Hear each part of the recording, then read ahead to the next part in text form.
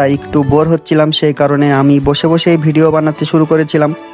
মানে দাঁড়িয়ে থাকতে থাকতে মাজা ব্যথা হয়ে গেছিলো আর কি। তো অনেক ব্যথা যন্ত্রণা পরে শেষমেশ আমাদের নাম্বার চলে এসেছে, আমাদেরকে আইফোন দিয়ে দিয়েছে। তো এবার আনবক্সিং শুরু হয়ে যাবে।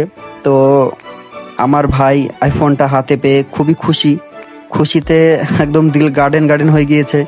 তা আমার মনে হয় যে আজ রাত্রে মোবাইল পেয়ে আর ঘুমাবে না। আজ সারা রাত মোবাইল টিপতে টিপতেই তার রাত্রি কেটে যাবে। তো সে যাই হোক, নতুন নতুন মোবাইলের ফিলিংসটাই আলাদা থাকে। তারপর আবার আইফোন, তো আইফোনের সাথে ইউএসবি কেবিলটা শুধু দেয়, চার্জারটা দেয় না। তাই চার্জারটা আবার এক্সট্রাভাবে কিনতে হলো। আর মোবাইলের সাথে দোকানের ওনার একটা সুন্দর ট্যাগের ওয়্যার দ্য ফিউচার স্মার্ট ওয়াচটি গিফট করেছে। তো স্মার্ট ওয়াচটি লোগো দেখে খুবই সুন্দর লাগছে।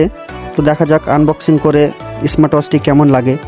স্মার্ট ওয়াচটি দেখতে মানে কি বলবো, খুবই সুন্দর লাগছে এবং কোয়ালিটিটাও অনেক সুন্দর লাগছে। আরও একটা জিনিস ভালো লেগেছে যে এক্সট্রা একটা স্মার্ট ওয়াচের ব্লু কালারের ব্যান্ড দিয়েছে। তো বাহ, খুবই সুন্দর লাগছে দেখতে স্মার্ট ওয়াচটি। তো সব কিছু কমপ্লিট